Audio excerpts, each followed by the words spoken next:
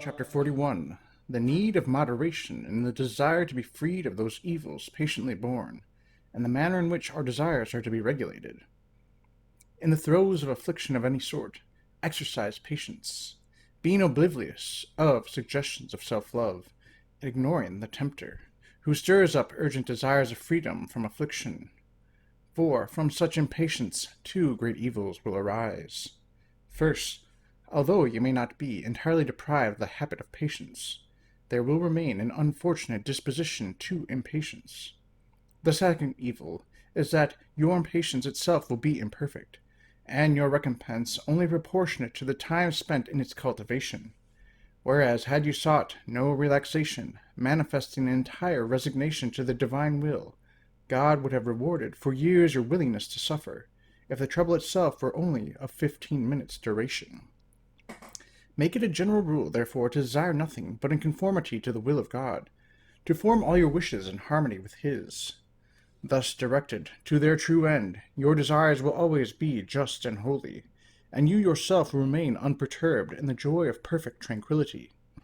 For if all things are directed by Providence, to which your will is entirely comfortable, everything then will turn out according to your desires, for nothing can happen that will not be agreeable to your will.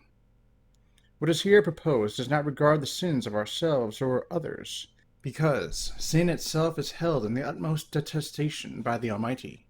Rather, our concern is with those troubles which are the punishment of offenses, or the trials of virtue, be they heart-rending sorrows or dangers to life itself. For these are the crosses with which God favors those He loves best. Should you endeavor to mitigate your pain, and unsuccessfully employ the ordinary means to attain that end, you must resolve to bear patiently the evil you cannot remedy. You are even obliged to have recourse to such means as are commendable in themselves, and appointed by God for such ends. But let your motive for employing them be the fact that He has so ordained them, rather than attachment to self or too eager desire of being freed from your afflictions. Chapter 42. The defense against the artifices of the devil, when he suggests indiscreet devotions.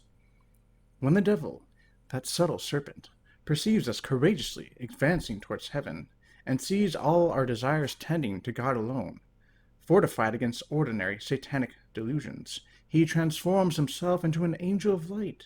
He urges us to attain perfection, hurrying us on blindly, without the least regard to our own weakness. He fills our head with devout thoughts, seconding them with passages of Holy Scripture and examples drawn from the greatest saints, that he might provoke us into some shameful misstep through an indiscreet and precipitous fervor. For example, he persuades us to chastise our bodies with excessive fasting, discipline, and similar mortifications, that, having persuaded us that we have worked wonders, he may have us fall prey to vanity, as is frequently the case in the weaker sex.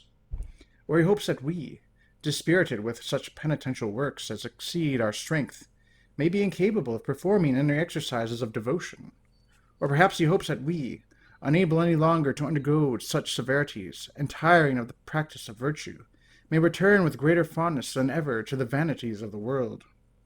Who can count the multitudes that have perished in this manner? Presumption has so blinded them that, carried away by an indiscreet zeal for suffering, they fall into the snare they themselves have helped to contrive, and they become the scorn of devils. All of this might have been prevented, had they but considered that moderation, as well as a strict regard to personal ability, must be observed in all such mortification, however commendable in themselves, or however productive of excellent fruit.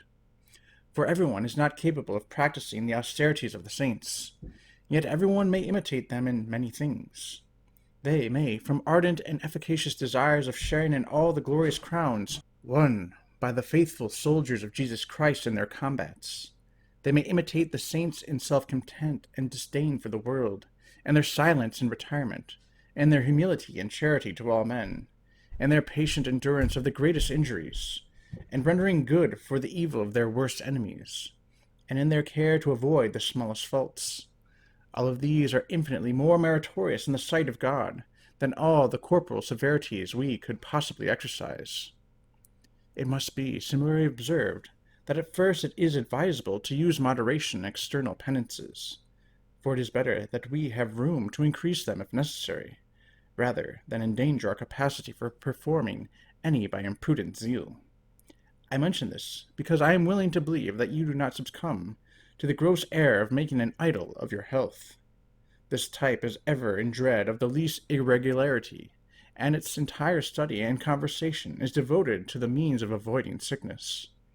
Extremely fastidious as regards eating, such people, rather than strengthening, often ruin their stomachs by the constant use of choice foods, and yet they would have the world believe that they have no other view than the preservation of themselves for the glory of God.